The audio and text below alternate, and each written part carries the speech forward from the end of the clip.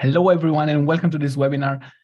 I hope you're doing absolutely fantastic, and I'm glad to see that so many of you have joined today. So we already have the first question, and we already have someone who has raised her hand. We have here Jenny, and I invite you to raise your hand so that we can also have someone for the upcoming questions as well. So don't be afraid. This is entirely for your benefit. This is just a preliminary test for me, so I don't have the Scrum guide. So I'm just checking my knowledge to see where I'm at. So that's absolutely fine. Okay. Yeah. So let's get started with the first question. What I want you to do is to read a question out loud, and then to go through each individual answer and tell me what you think about that answer. Because what we want to do is want to figure out which answer could be correct, but most importantly, we want to look over the answers that are incorrect. Let's see where you jumped. So you want me to read it out loud? Or? Yes, exactly. Okay. So 3 Scrum teams work on the same product. After how many sprints does the integration sprint take place? Select the best answer. When the product owner decides, when the Scrum team decides, anytime before releasing, typically. Not so fast. Oh, sorry. Let's go answer by answer. And okay, sorry. No worries. It's normal with the first question. Let's go answer by answer. And yeah, I want to hear your thoughts on the options. If you think they are a correct option, or if you think they are not a correct option. If you think it's not a correct option, why is that? So the first one, when the product owner decides, so the product owner essentially is going to give us the sign off as to whether or not the product that is being developed is satisfactory. So that one, to me, seems like a good answer. Okay, so let's leave it for now. How about the next one? When the Scrum teams decide, so there are iterations. So sprints, 1 week, 2 weeks, normally it's 2 weeks, 3 weeks.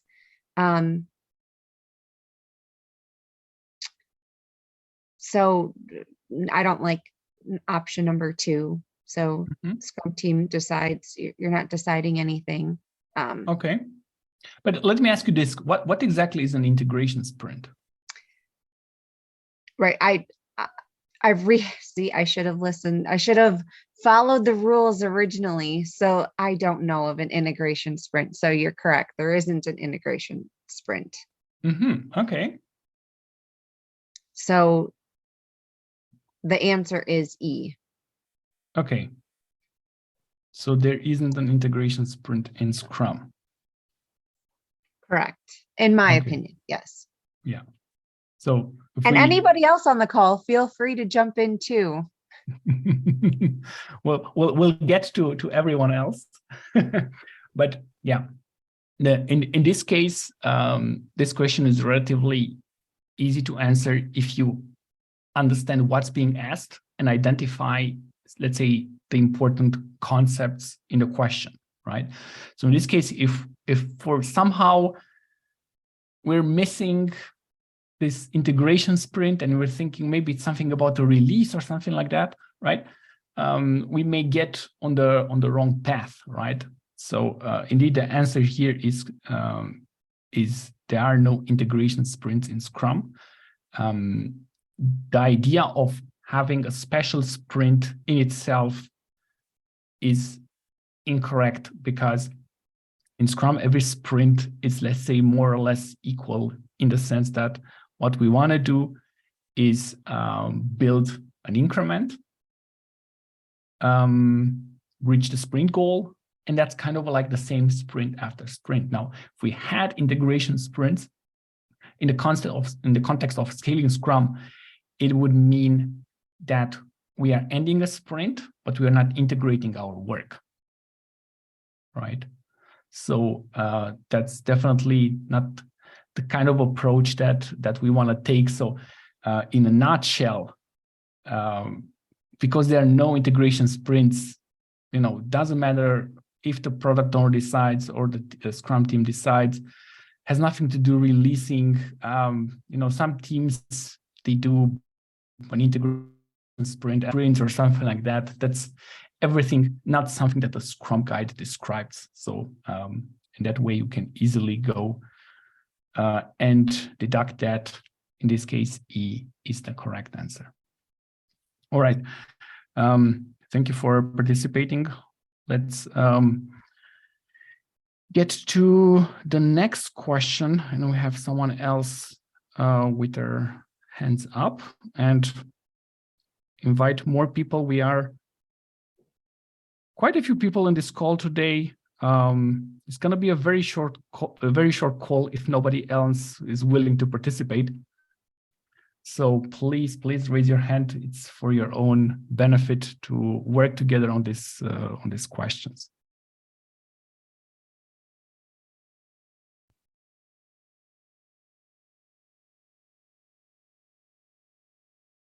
All right, so let's see the next person that we have. Olatunji. Hopefully I'm saying your name wrong. I do apologize for that. Let's see if we can get you to answer the next question.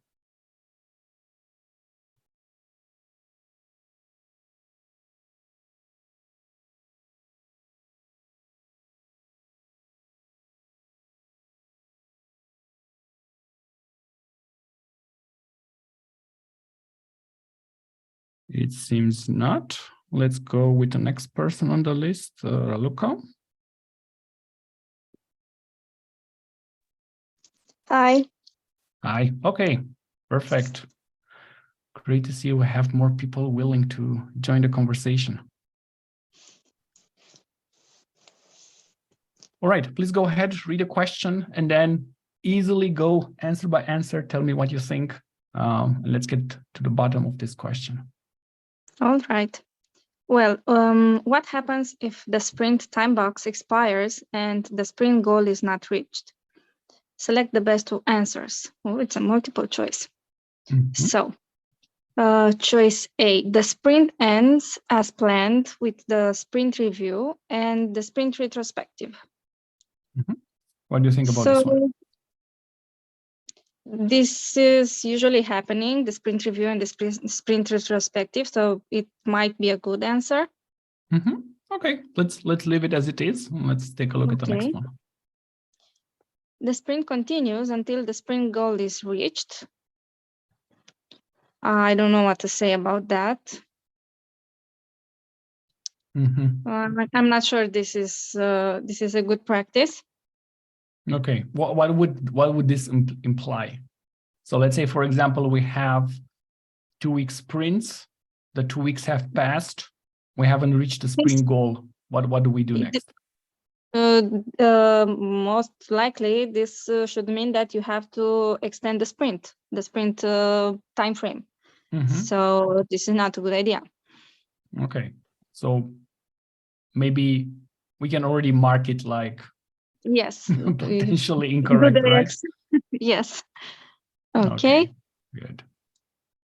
The sprint continues until all the work in the sprint backlog is completed. This is similar with the previous choice. This is not how it's going to be done. So this one can be. Yeah, same idea, different argumentation for extending it. Okay. The developers need to explain to the product owner what they did wrong and provide an improvement plan.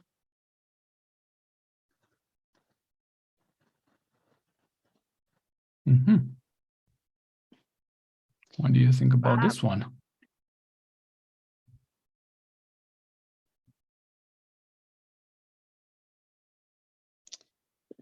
I don't think they have to explain to the product owner anything.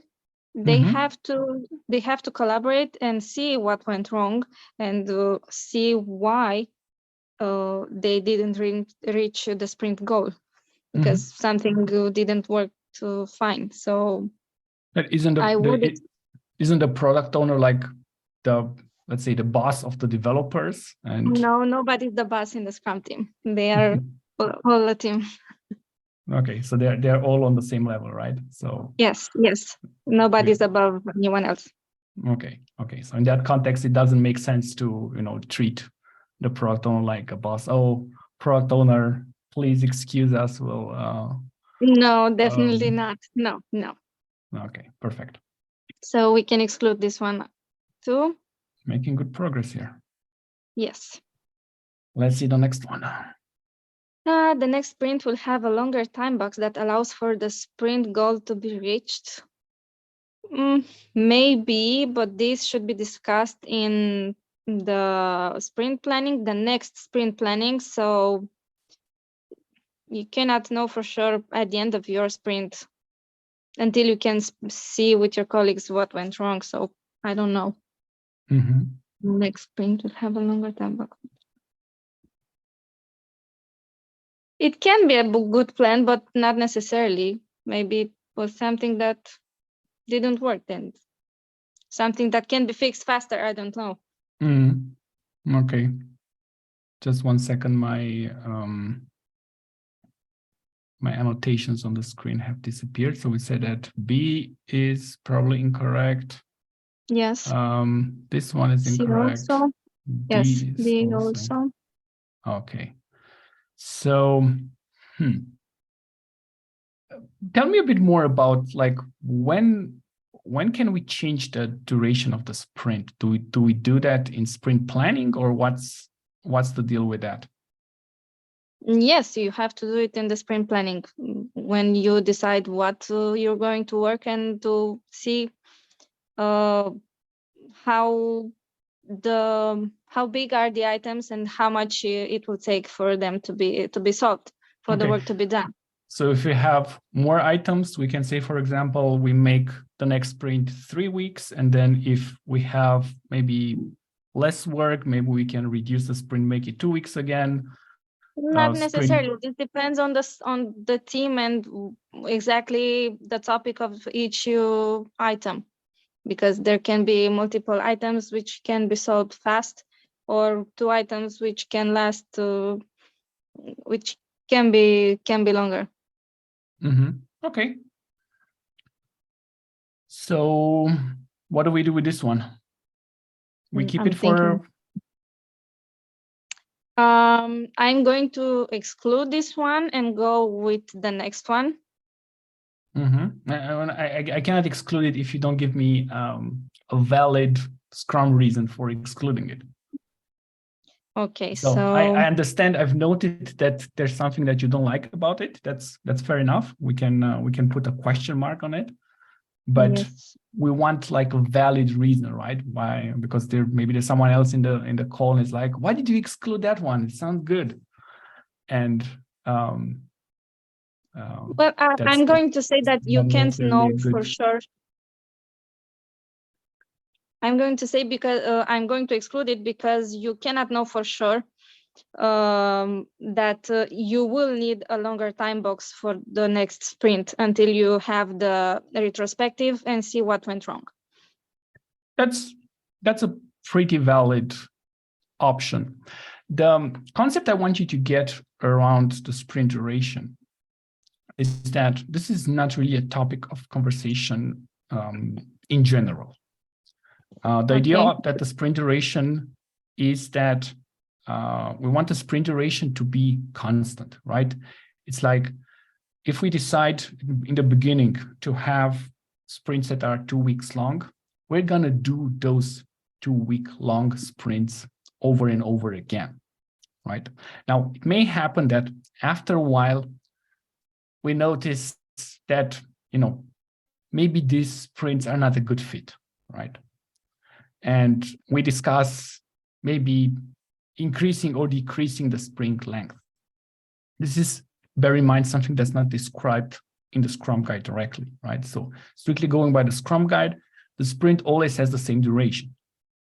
But in practical terms, you may need to change it. But this is like I would say, extraordinary. This happens maybe you do it once in a year, and then, if you have you're working on a product for many years, this is super, super rare. Anything that's like it's happening only once or it's only super rare, it's not described in the Scrum guide.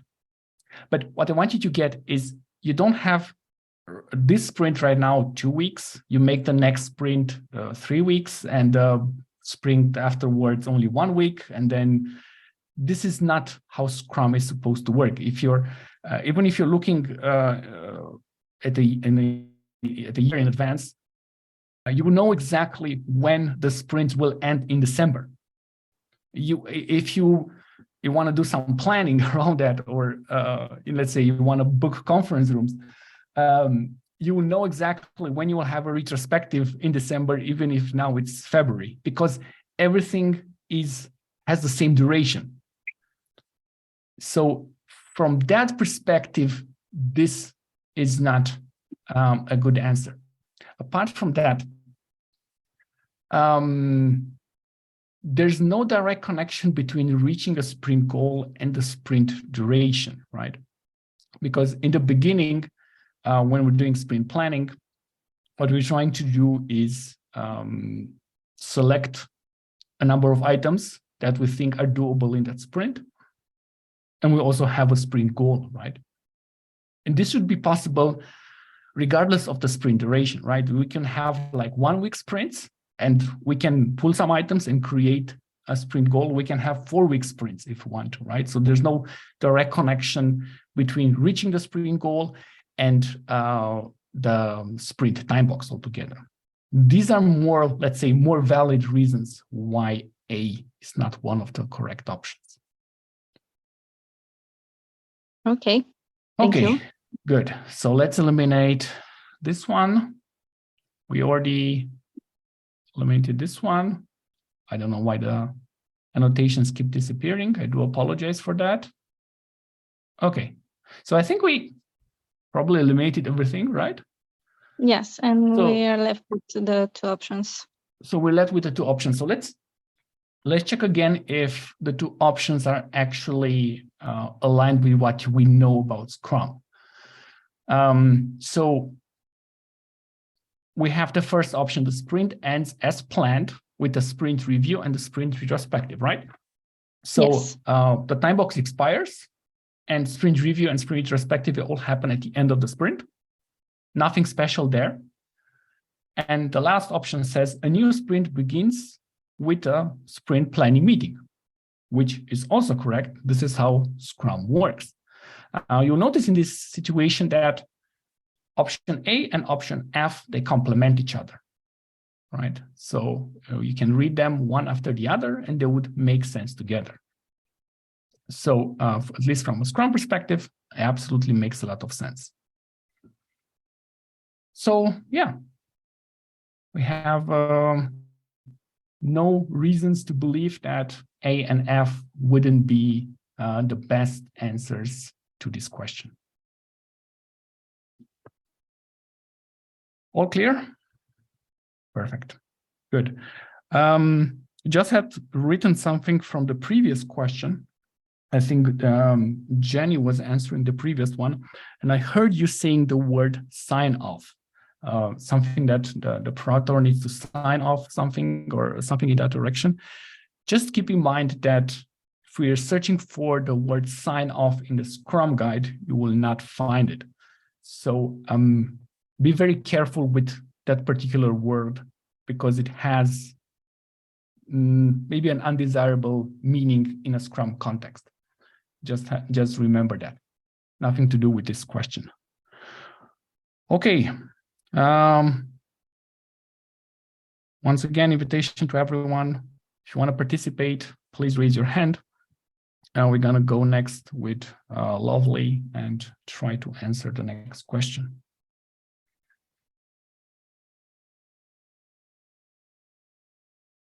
I cannot hear you yet, if you're saying something.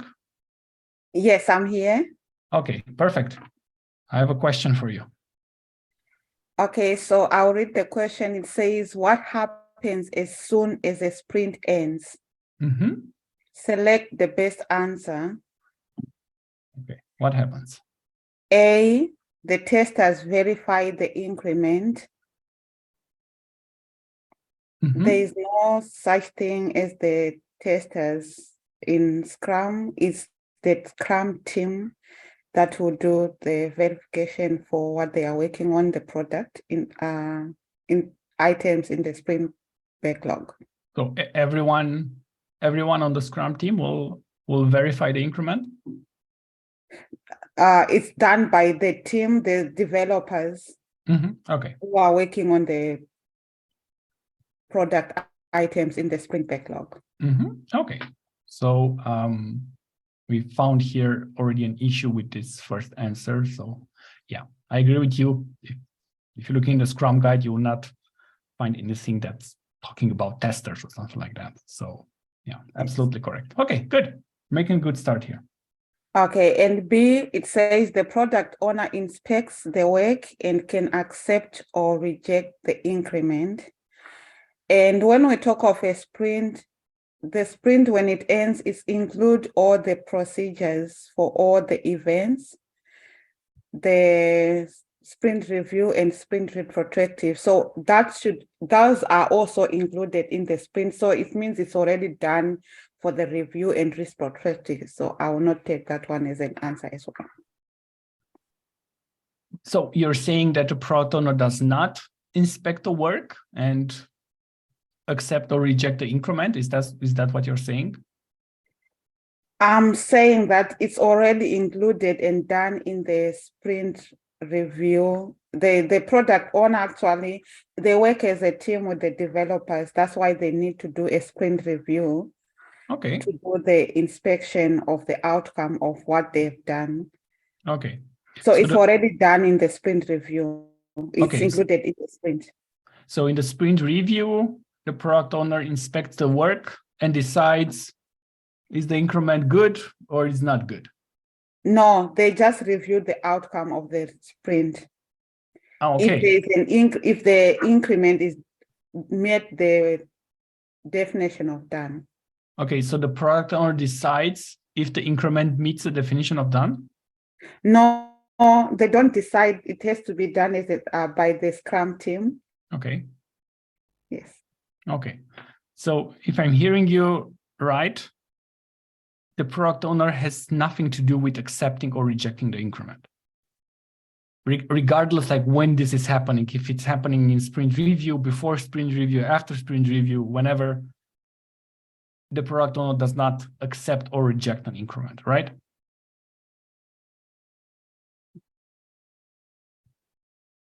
They do, but only when as a team they agree on if it meets on the definition of done.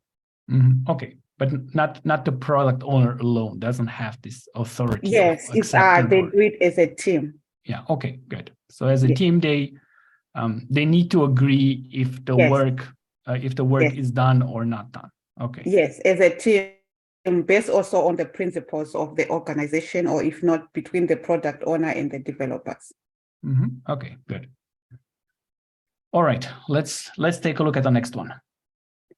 The next one says the Scrum team releases the increment. Okay, the word releases the increment. Okay. What do you think about this? So the sprint ends and then the Scrum team releases the increment.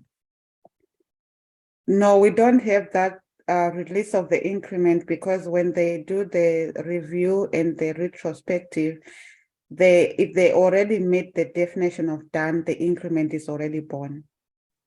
We're not creating an increment and releasing an increment. They are two different, let's say, aspects, right? So we don't have such thing as release like releasing sprint in the Scrum guide. We don't have release sprint. That's correct. That is absolutely correct. But the question is, when do we release the increment?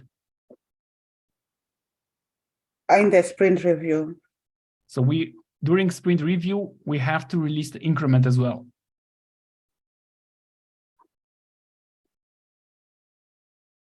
No. Okay. That's why I'm not taking it as the correct answer. Okay. Mhm. Good. Let's leave it for a second, because we want to also understand like why it isn't a good answer, but we're going to leave it as it is right now. And let's take a look at the next option that we have. The next one is a new sprint starts. Mm-hmm. That one I'll take it as a yes. Mm-hmm. Okay. Based on the Scrum guide, when the sprint ends, a new sprint starts immediately. Mm-hmm. Okay, that's pretty good thing, right? Yes. And the next one is the Scrum team uses the short pause to refine the backlog. There's no such thing for Scrum guide.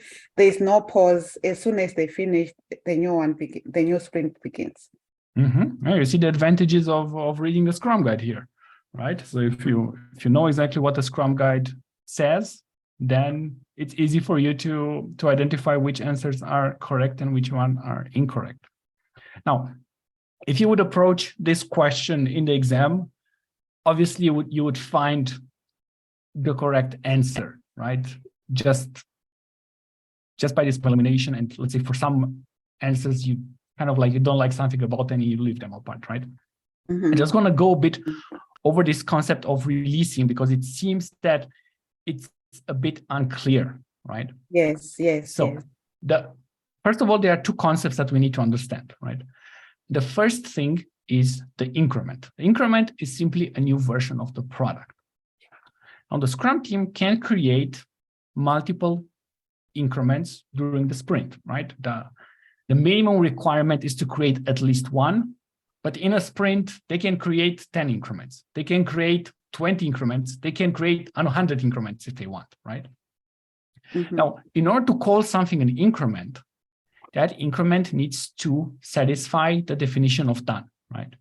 Yes. And the entire Scrum team, as you said previously, needs to agree if an increment is done or not. This is why we have the definition of done, to create transparency. But generally speaking, everyone on the Scrum team should be able to agree what is done and what is not done.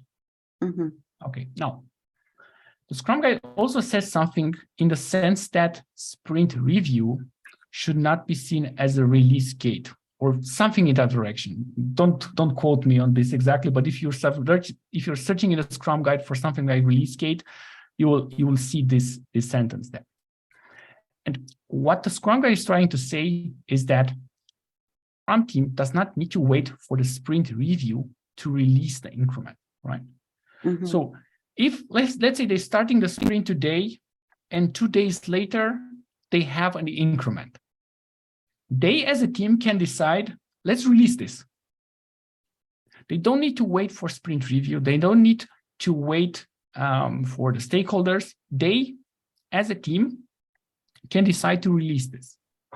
Mhm. Now, it's not mandatory, right? They can let the entire sprint pass, show the increment, demonstrate the increment to the stakeholders, gather feedback, even start a new sprint and not release that work. That's also fine, because the Scrum guide doesn't say you must release. Now, from an agile perspective, the more we release, or the more often we release, the better it is for us, because we're closing what's called the feedback loop, right? Mhm. If you're developing, let's say, a mobile phone app, right? But you're not putting it out there, nobody can use it, right? You're building all these cool features, but you're not releasing it. Mhm. You are essentially disconnected from your users, right? But if you're pushing every change that you're making, every new feature, if you're pushing it regularly to your users will give you feedback, will tell you if something doesn't work. Should tell you if your features are good or not, if they are getting value from them, right? But if you're waiting, if you're not releasing for, let's say, 2 months, and only then you're working all hard on new features, right? And you're releasing after 2 months, and then say, users, we have a new version of our product, here it is. And the users are like, yeah, but this is not what we wanted. You haven't closed the feedback loop. So this is why from an agile perspective, we want to release often, but strictly speaking, from a Scrum perspective, the Scrum Guide doesn't say you must release every sprint. Scrum Guide only says you must create an increment that is by definition releasable, meaning that we can decide to release it anytime we wish.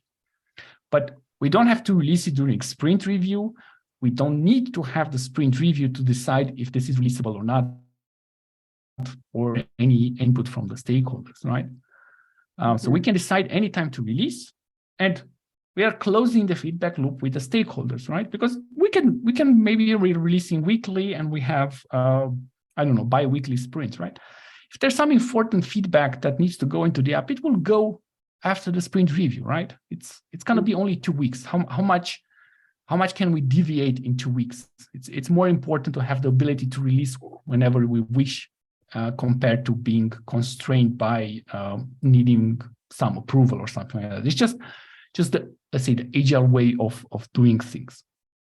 So this is why we cannot say for this question that as soon as the sprint ends, the Scrum team releases the increment, because there's no relation between the sprint ending and the release of the increment. The Scrum team may release the increment. The Scrum could have already released the increment days before. There's absolutely no connection there. Does it make a bit more sense? I know that a lot of people are struggling with this concept of increment, and the increment being releasable but not being released. So yeah, try to digest this information a bit, because these are some important Scrum concepts there. All right, we already spent a bit of time on this question, and thank you very much for your participation. I do invite other people to join the waiting list here. We're still looking for volunteers, and your willingness to participate in this webinar is much appreciated. So don't be afraid. I'm not here to eat you alive. I'm asking all these silly questions to help you identify which parts of Scrum are maybe not so well understood, so that we can get to the bottom of these problems here. Okay, let's go next with Ankutsa. Hi. Hello. Hello. So let's see this question for you. Okay, so Scrum is founded on select best 2 answers. A, agile best practices. I know yeah, go ahead. It's based on the agile framework, but agile best practices. I think yes, could fit this this point. Okay, yeah. let's leave it for now. Let's take a look at the next one. Yeah. Lean thinking.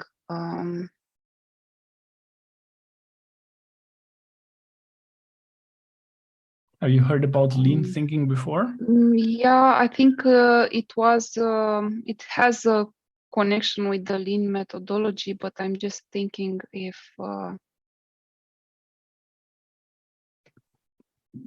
it has a connection really, with Scrum. Yeah. Okay. Just skipping to how to say, looking at all the questions, I found a better candidate. So yeah, okay. I would. Yeah, that's fair enough. Let's leave it as it is right now. We're focusing first on eliminating things, and after that we're gonna take a second look. Yes, that's fair enough. C, accountability. No, I wouldn't say it's based on accountability. What is accountability? Is it something in Scrum or? I don't remember by heart all the Scrum values, but I don't think it's one of them. I mean, it's important, but I wouldn't say the Scrum is founded on accountability. Okay, good. Product management best practices. again, I think it can be applied to multiple, and it started with the software, if I'm not wrong. So I don't think product management best practices, or the Scrum started with the product management best practices. Okay. Point E, intuition. No, I don't think it has anything to do with the intuition. Okay. And F, empiricism. This is for sure One of the good ones. one of the, yes. Okay. I like the fact that you're certain about this one. Yeah, I heard it so many times in your training. So okay. So point F and then point A, I would say. You say point A. Okay. So what are these agile best practices? Do you know any of the agile best practices?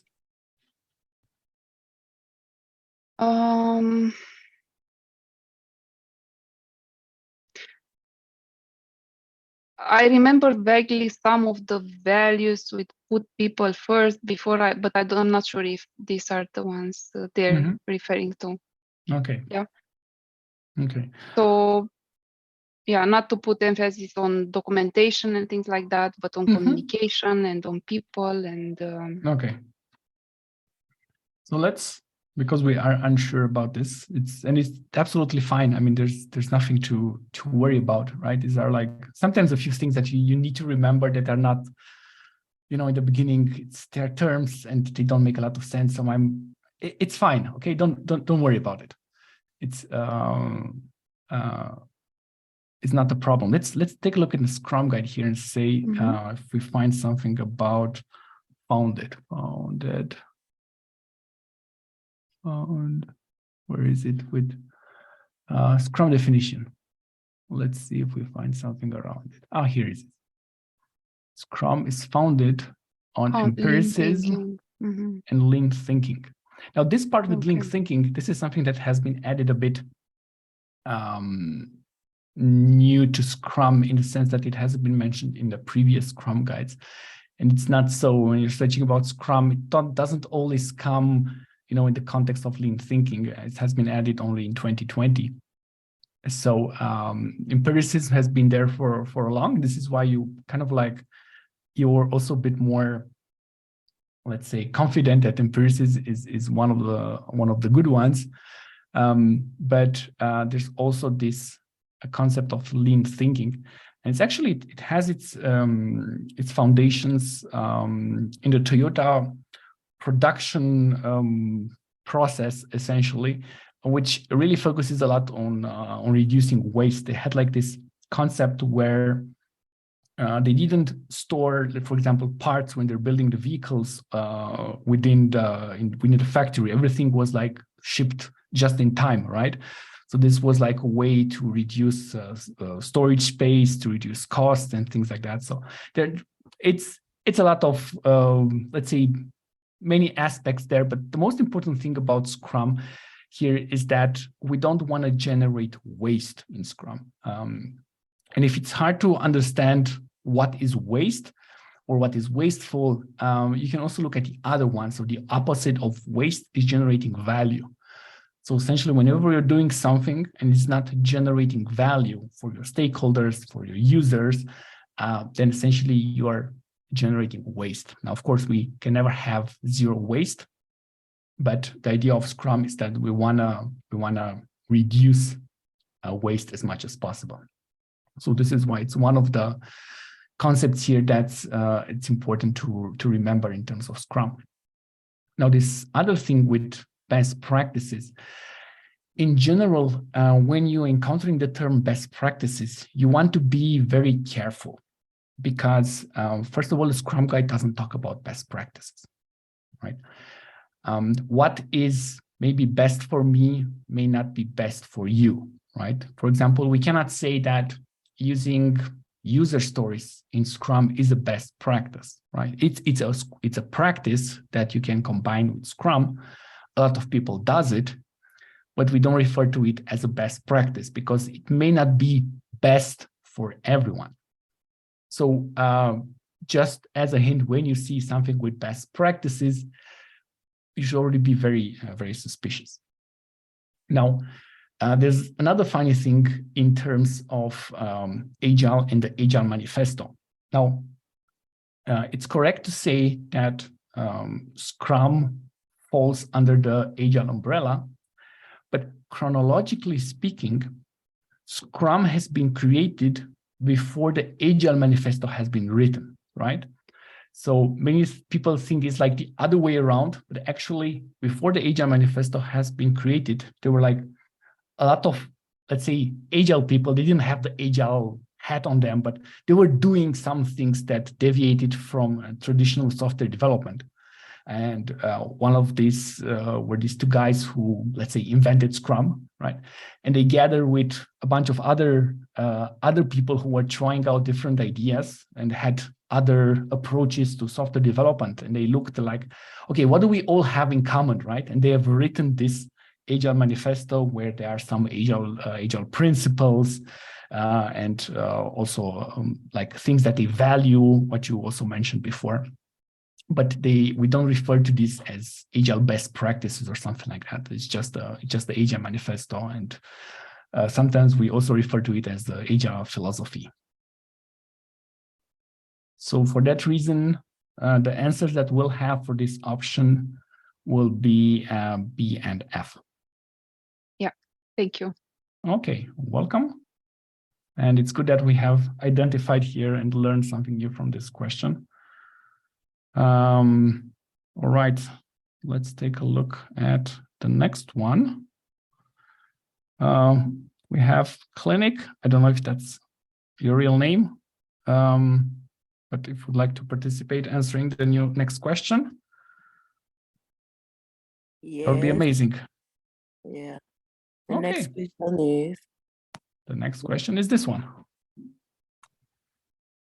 a Scrum team cannot produce a releasable increment in every sprint because the clients handle all acceptance testing.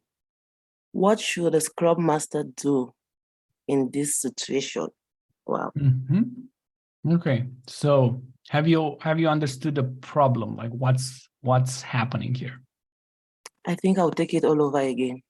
Mm-hmm. Okay, that's okay. A Scrum team cannot produce a releasable increment in every sprint because the client handles all acceptance testing. Mm-hmm. What should the Scrum Master do in this situation? Okay. Did it help reading it again? Yeah, I did. Okay. So, okay. So what's the problem here? If you would rephrase or just use other words to explain what's happening here, what would you say is the problem?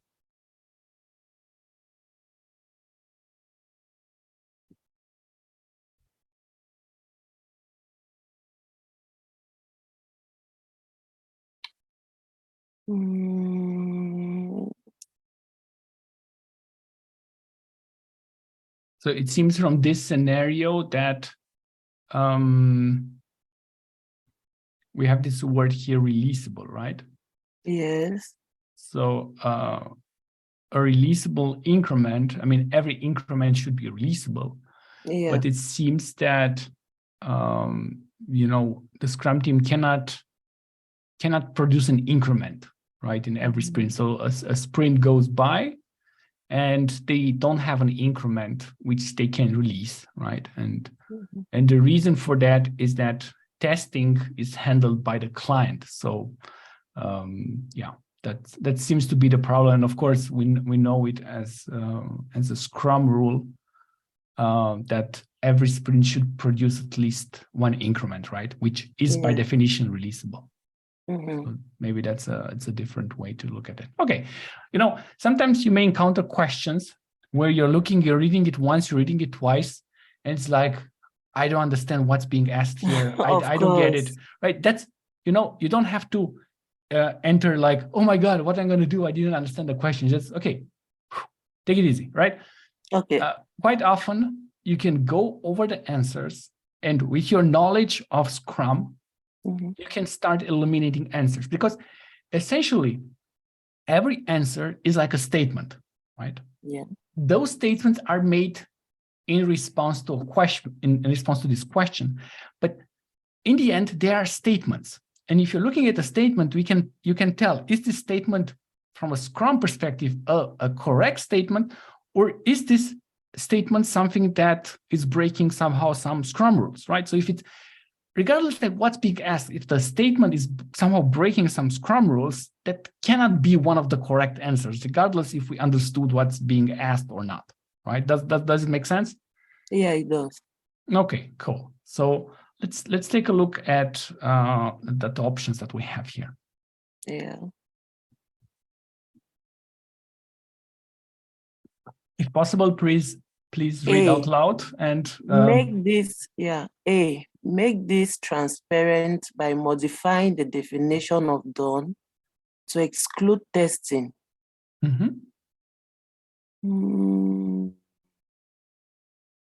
Make this transparent by modifying the definition of done. So does the definition of done include testing? No. So we can build a product, not test it, and ship it to clients. No, we have to test it. Okay.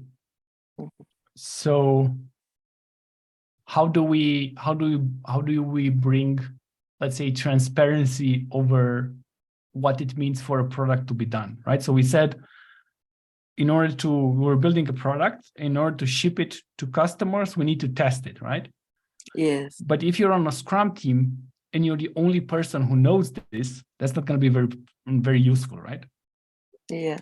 If there are other, like, let's say 5 other people on the Scrum team, and you're the only one knows that before sending this to the client, we need to test it, that's not good. We don't have transparency. So what can we do in that case?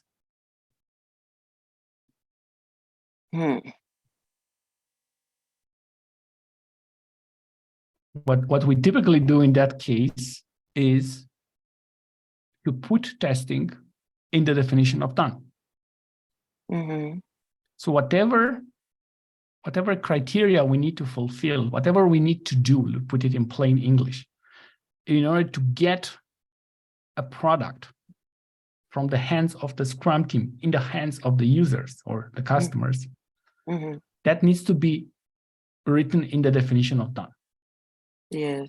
To have transparency, because as I was saying earlier, if only you know that this needs to be tested, and for whatever reason, let's say you're on vacation for 2 days, and everyone else is like, "Hey, have you heard something about testing?" No. Okay. Does the definition of done say anything about testing? No. Okay, let's ship it. Right? Not good. We don't want to rely on a single person, right? That's not transparent. So what we do is we put testing in the definition of done. Now, what's happening is that the Scrum guide doesn't explicitly say the definition of done must include testing, right? But it's very hard to imagine a product that's we're using Scrum for complex things, right? So we're building a complex product, and we don't need to test it, right? That's not possible. So it's just like a logical thing that we need to test the product. The same goes for documentation, right? We cannot ship out a product with 0 documentation. That's also not an option. But I don't want to go that far. But essentially, this team and all other teams, they have testing as part of the definition of done. So what this answer is suggesting is, testing is handled by the client. What to do? Make this transparent by modifying the definition of done to exclude testing. No, it will not go then. Right. Yeah. So this is not a good idea, right? Yeah, it's not a good idea, because at the end of the day, we have to test it. You have to test it. And otherwise, as an example given, if it's not in the definition of done, we'll say we would remove testing from the definition of done. We build something and we look at it, oh, it meets the definition of done, which means it's releasable. When actually it's not, because the client has to do something, right? Yeah. So not a good option here. Okay, good. We managed to eliminate this one. Yes. B, test the increment before handing it over to the client. I think that B, we can take B for now, because if we actually test the increment before handing to the client, we might as well eliminate the fact that the client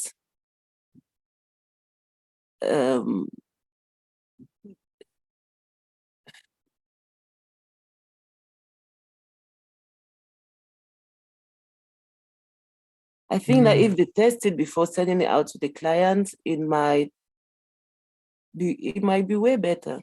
Okay, that's a valid point. Let's leave let's leave B there for a second. Yeah. Take a look at the next one.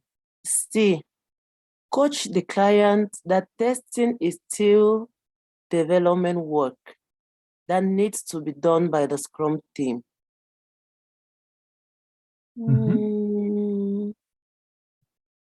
So is testing development work?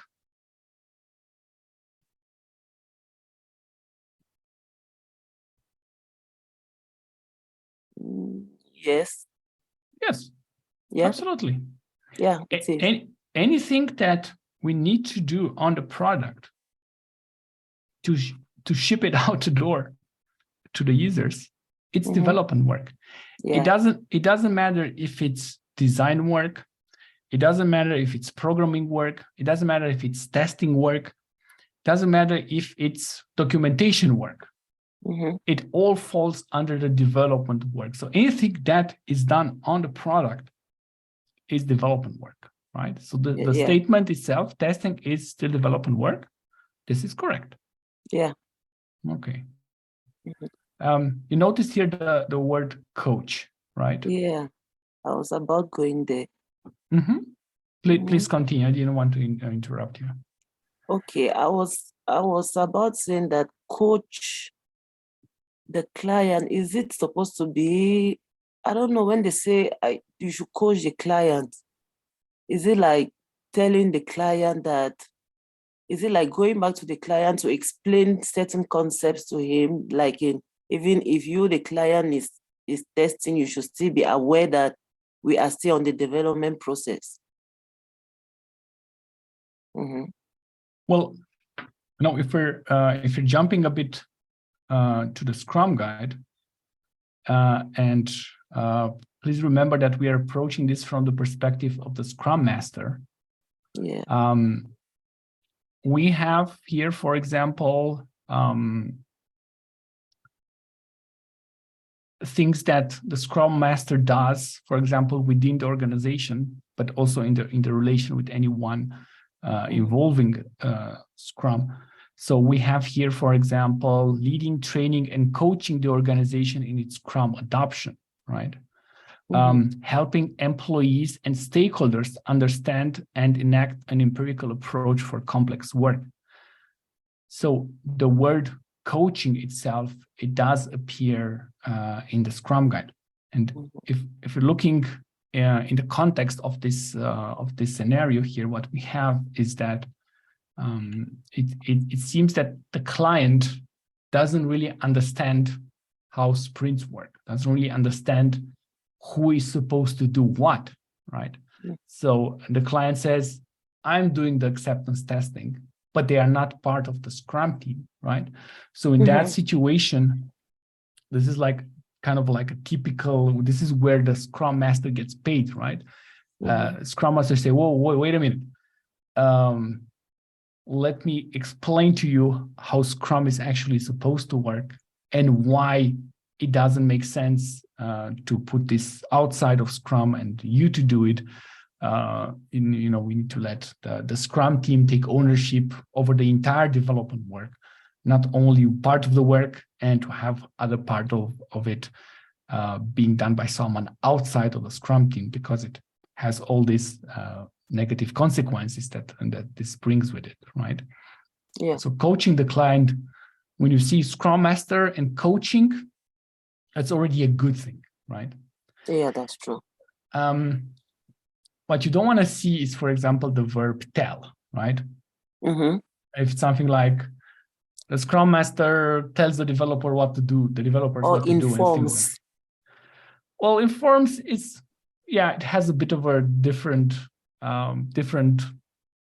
connotation. It depends a bit on the context, but let's say coach is like one of the good words in connection with the Scrum Master, right? So there's nothing wrong with this.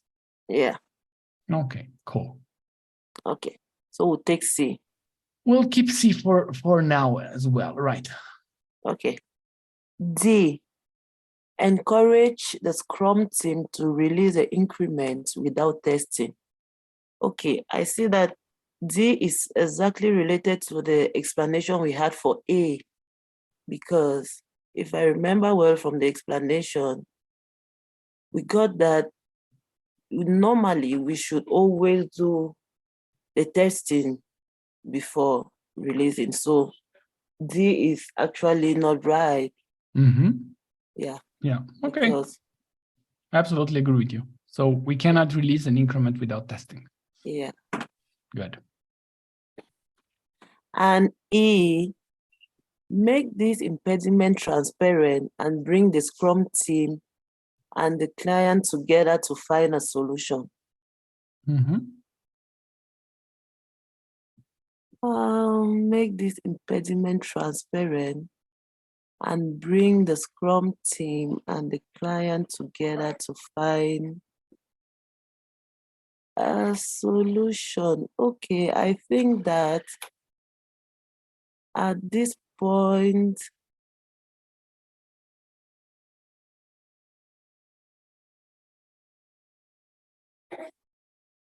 make this impediment transparent and bring the Scrum team and the client together to find a solution. Mm-hmm. So now let me teach you something. Whenever you're encountering a statement that has multiple parts, it's also important to make sure that both statements in an option are correct, right? Yeah. So we can say, okay, this is the first statement, this is the second statement, right? So let's look at the second statement. It says, bring the Scrum team and the client together to find a solution.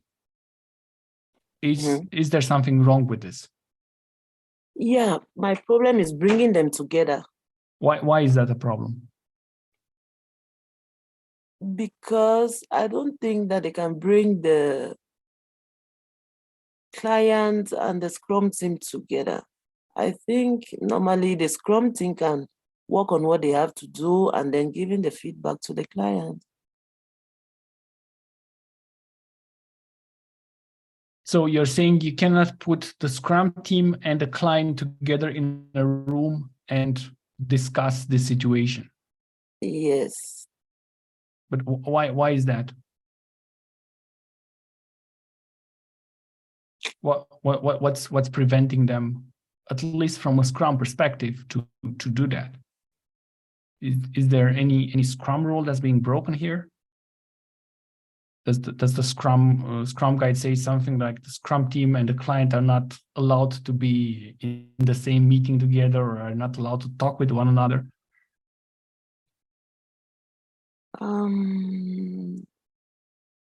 In this case, maybe you're a bit thrown off by the word client, right? Yeah, so exactly. What is a client?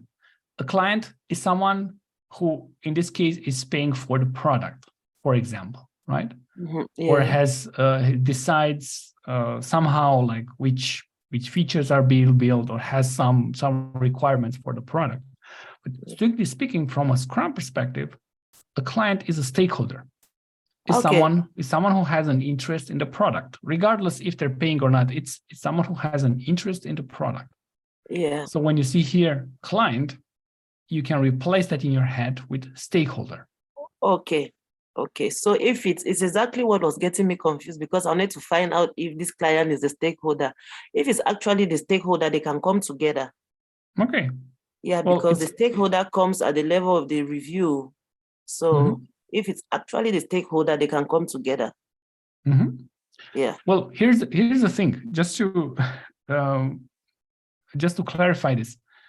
Whenever you have someone interested in the product or impacted by the product, or somehow they appear in the context of the product to seem to care about what's happening with the product, they are stakeholders. Okay.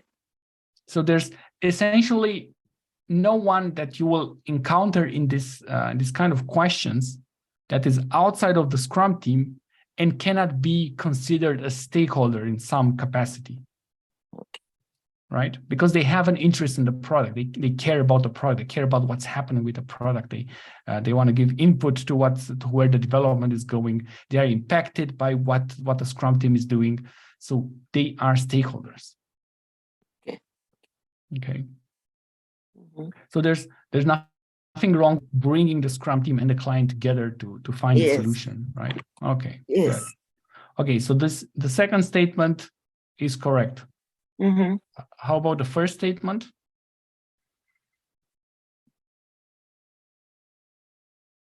Make this impediment transparent.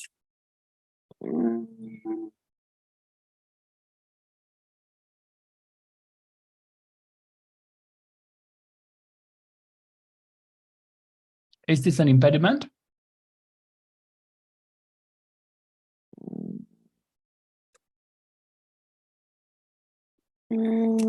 From the Scrum guide, impediments are problems that the team comes across. Well, the Scrum team, when they're building something, they come across a lot of problems, but not all of them are impediments. Just because it's a problem, it doesn't mean that's automatic an impediment. We tend to define impediments as problems that the team, as a self-organizing body, cannot solve on its own, right? So in this case, for example, we have the team. They cannot produce a releasable increment, and this is not because of them. It's because it has some external component to it. So they cannot by themselves decide, we're gonna change the way we're doing things, because they have this dependency on the client, right? So in this case, this would be an impediment, because they cannot do this if they don't work together with the client. They cannot just decide, oh, we're going to do this way, and the client, we don't care about them, right? That this is not something realistic.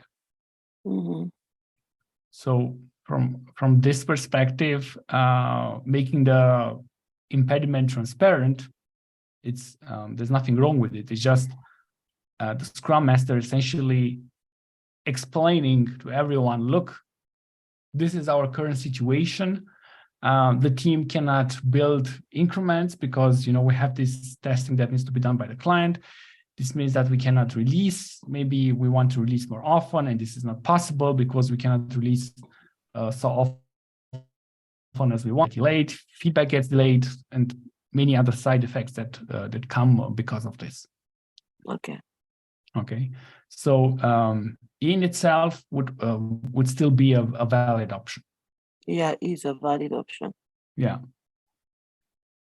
Okay, now the problem that we have is that we have managed to eliminate 2 answers, but we still have 3 options available. So let's go again over all the options that we have to see if we have something that we can still eliminate.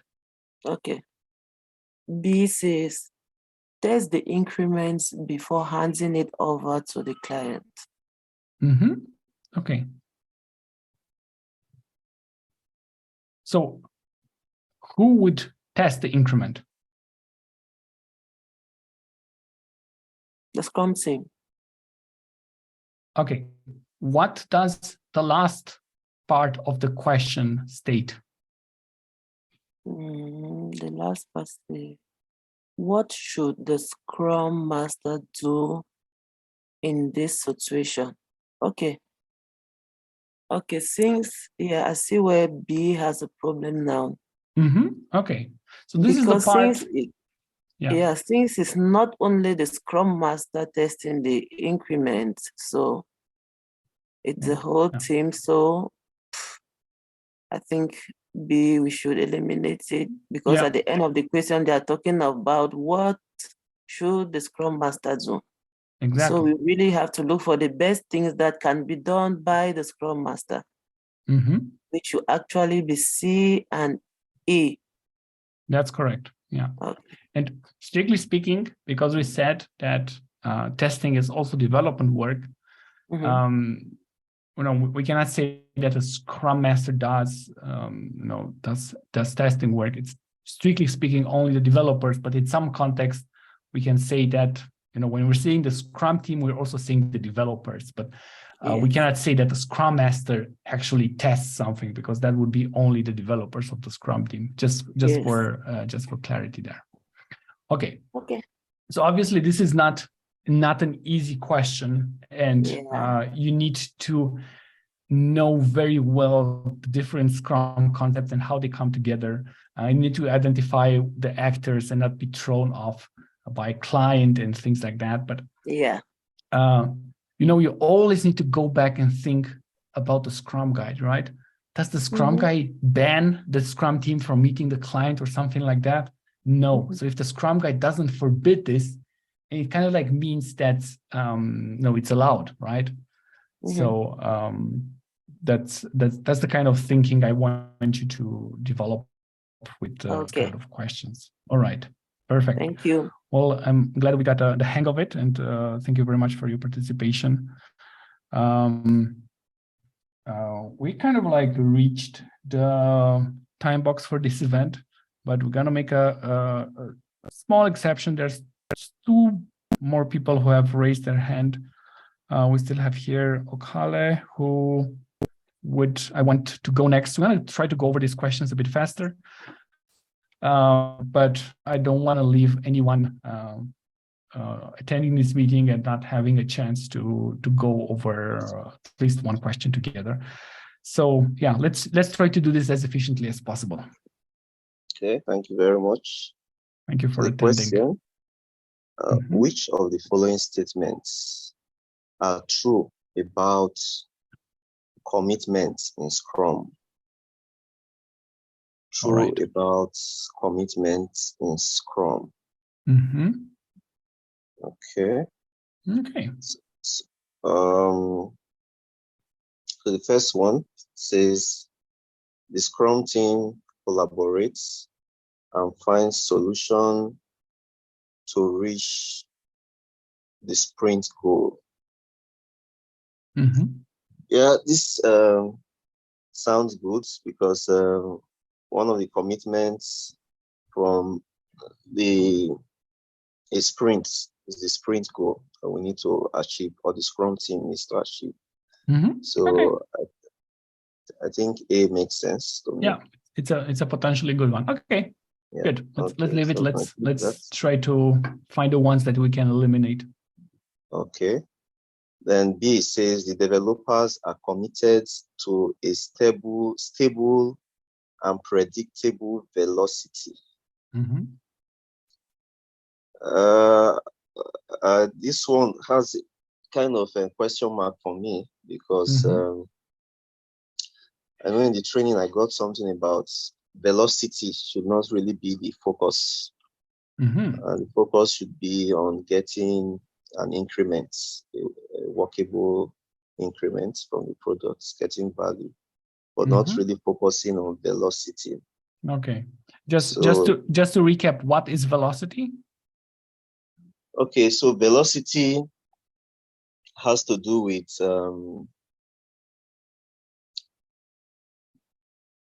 you know, at the beginning of the project, during sprint planning, they come up with sizing of the items in the product backlog, whereby they can give it different points.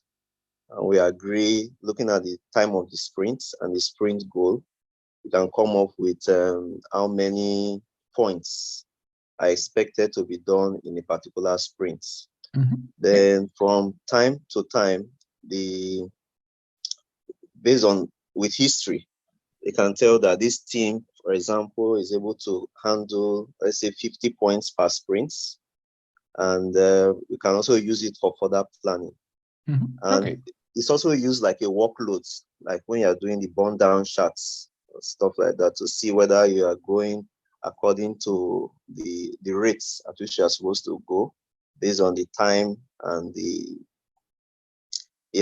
sizes that are available. Okay, perfect. So essentially, to put it in a nutshell, velocity is the amount of work that the Scrum team does in a sprint. Typically, we are looking at an average velocity, which is calculated by taking, let's say, for example, the past sprints, summing what we did in all sprints, and then dividing it by the number of sprints to get like an average velocity, like to get, okay, typically in a sprint, we do like, as you said, like 50 story points or 50 units of work or 50 whatever. So that's helping us. But you correctly stated that, yes, we in Scrum, we have like other things that we're focusing on. You said that building an increment, absolutely. What we're also focusing is on reaching the sprint goal. And as an umbrella for everything, what we're actually focusing on is delivering value, right? So velocity in itself doesn't say so much. We've built a lot of features, right? Great. Have they generated any value? Do our users care about this? I don't know. Maybe not. But velocity is not a focus in Scrum. So that's the main point of this option. Okay, let's take a look at the next ones. Okay, C says Scrum team will work hard and put in extra hours if needed to reach the sprint goal. I think the concern I have with this is not really stated in the Scrum guides about working extra hours to get to the goal. So that's I know from an ordinary term, you can say that's showing commitment. But I think the focus is not to overwork the team, but to actually have the team with the right skills and the right skill to turn up a product or an increment, something like that. I think that should be more of the focus. And the team clearing the impediments for them to achieve that goal. Definitely. So the idea of putting extra hours means you're doing overtime, and this is forbidden by Scrum because it says, the Scrum guide says something around development needs to happen at a sustainable pace, right? So sustainable pace means that you cannot be working extra hours because you can do that for one sprint. You can do that maybe for 2 sprints. But after a while, you get tired and you're actually, you're going down, right? So this is not sustainable. This is not something that we want to do. It cannot be one of the correct answers. Whatever implies doing overtime is against the Scrum guide, and it's never a correct answer. It's not an approach that Scrum encourages. Okay. Thank you. So the D part says the Scrum team members are committed to supporting each other. So looking at this, everyone in the Scrum team, they are responsible or accountable for, or should I say responsible for the sprint goal, for the success of that sprint. So it makes sense for them to support each other and to show level of commitment towards achieving the goal, be the product goal or the sprint goal. Yeah. So I Absolutely. think this, yeah, we can keep this aside for now. Okay, perfect. Let's see the last Then one. the last one, the developers are committed to completing all work in the sprint backlog. It sounds good to complete all work in the sprint backlog, but the aim should really be about achieving the sprint goal, maybe developing a workable increments. And there are actually times whereby we can have some tasks or items in the sprint backlog that cannot be done, and we'll need to move them back to the product backlog. Okay. And for that planning. From So a that's Scrum why perspective, I would like, okay. Yeah. From a Scrum perspective, is it mandatory to complete all the work in the sprint backlog? No. Is it necessary to complete all the work in the sprint backlog to reach the sprint goal? No, you can reach the sprint goal without completing all the work in the sprint backlog. Yeah, absolutely. So this is a common misconception about completing all work or completing all items that are in the sprint backlog. During sprint planning, the developers make a forecast. This is not the same as saying that they make a commitment, right? So the Scrum team is committed to reaching the sprint goal. The developers make a forecast of what they think they can accomplish in a sprint. They as a team should do everything that's possible to reach that sprint goal, but quite often, not all the items in the sprint backlog are directly connected to reaching the sprint goal. No, it's like typically we're looking at a sprint backlog and we see like maybe 80% or 90% of the items should help us reach the sprint goal, but completing all the work, that's not the point of the sprint. Of course, it's nice if we manage to complete all the work, but it's more important from a Scrum perspective that we reach the sprint goal. So yeah, you have correctly identified that this is not one of the good ones. And essentially what remains in this case is only A, the Scrum team collaborates and finds solutions to reach the sprint goal. Yeah, absolutely. And the Scrum team members are committed to supporting each other, right? So within the Scrum team, everyone works in collaboration. It's not about who has done something. It's about the entire team succeeding, right? It's more like one for all and all for one. That's kind of like the mentality that we have within the Scrum team. So supporting each other makes absolute sense. All right. So it seems that we managed to crack this one. Thank you very much for your participation. Really appreciate that. And also let's take a look at the final question with Sarita. Please go ahead. Hello. Hello. Which of the following is a valid reason for the Scrum Master to attend daily Scrum? Select the best answer. To learn about option A, to learn about new impediments. So Scrum Master doesn't need to join daily Scrum to learn about the impediment. Okay. Developers can reach them anytime if they find any impediment. Okay. So Perfect. I don't think so. Absolutely It's the agree. right answer. Very good. Very good. And B, to ask the developer what they did yesterday and learn about their plans today. So for like as a Scrum Master, I can't say developer what you have to do and what they did. But yeah, I had to check the things what they are doing. But they are the accountable for do their work. So it's B is also I don't think will go.